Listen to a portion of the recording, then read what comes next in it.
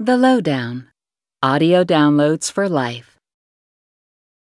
The Lowdown, a short history of the First Gulf War, written by Dr. Rob Johnson and presented by John Simpson.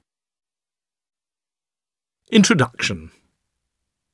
In 2003, the capital of Iraq was bombarded with overwhelming force, and spokesmen of the American-led coalition described the onslaught as a new strategy of shock and awe. Enormous explosions reverberated around the city, and great concrete structures were torn apart. Within days, coalition ground troops drove up through Iraq from the borders of Kuwait, supported by attacks on the southern coast and in the Kurdish-populated north. South of Baghdad, elements of the Republican Guard, the elite forces of the Iraqi regime, tried to hold the Western forces back, but they were destroyed by airstrikes and finished off by heavily armoured tanks. There were token acts of guerrilla-style resistance, the shape of things to come in the following years, but the coalition forces were relentless, and the Iraqi army was overwhelmed everywhere. In a matter of days, Iraq had been defeated. The justifications of the Iraq War of 2003 remain controversial, but the British and American governments insisted that Saddam Hussein, the Iraqi leader, was a threat to the Middle East.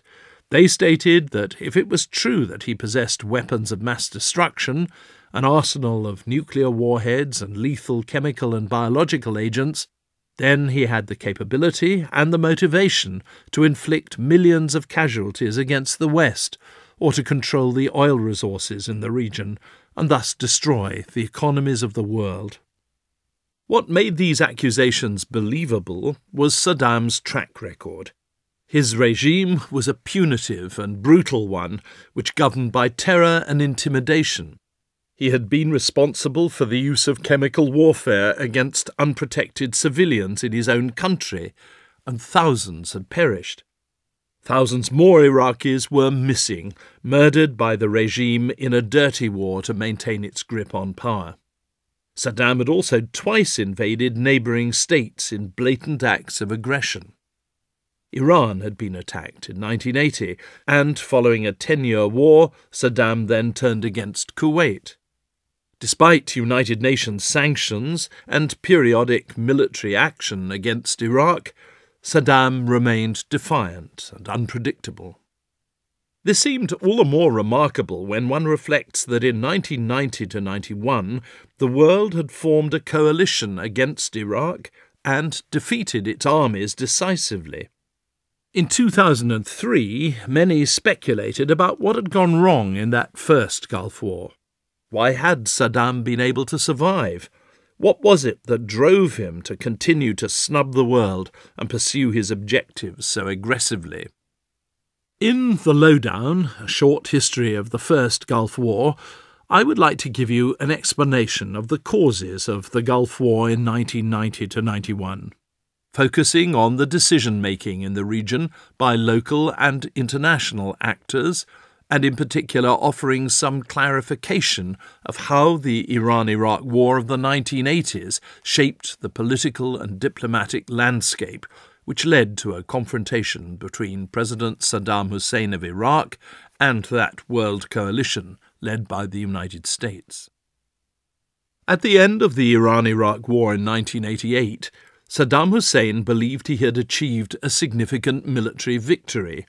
He possessed the largest army of the region and therefore the means to take further his regional ambitions. But he was also acutely aware that his rule was based on shaky foundations. Tens of thousands had been killed, and there were many more disabled in a conflict many had bitterly dubbed Saddam's War. Iraq was in significant debt, and he could not demobilize his army lest it flood the labour market with unemployed and disaffected young men. Iraqis had made great sacrifices, and the public expected a considerable peace dividend. Seeking compensation for defending the interests of other Arab states, Saddam therefore pinned his hopes on a rapid injection of wealth to rejuvenate the economy, restart development projects, and purchase loyalty to the regime. He coveted Kuwait's vast oil revenues, and considered using his vast and seasoned army to get them, putting him on a collision course with the West. Yet his military success in the war against Iran and the tacit American backing he had enjoyed in the 1980s convinced Saddam that he could continue to act unilaterally. He calculated there would be little actual resistance to the invasion of Kuwait beyond some noisy protests.